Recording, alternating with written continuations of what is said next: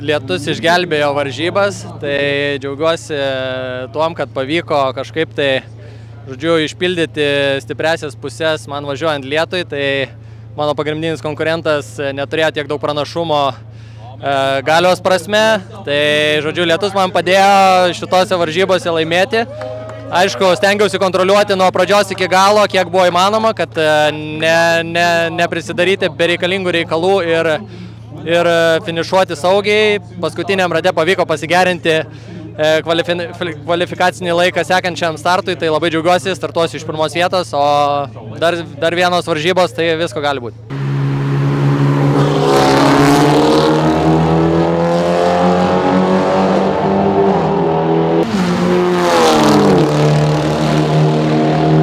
After the BMW Turbo Cup, what a race!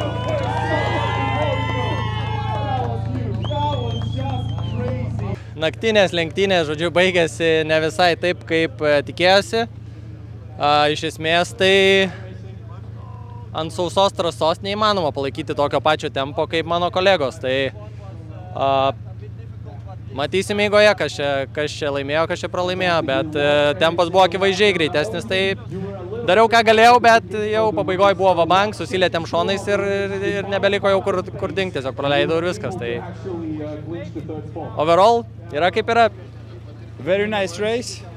Thanks to Guy, it was very polite and everything, and this is what I was waiting for the whole season, home win.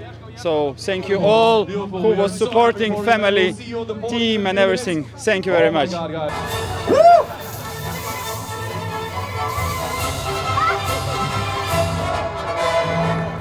Another round of applause. Huge shout out to the top 3 guys in BMW Turbo.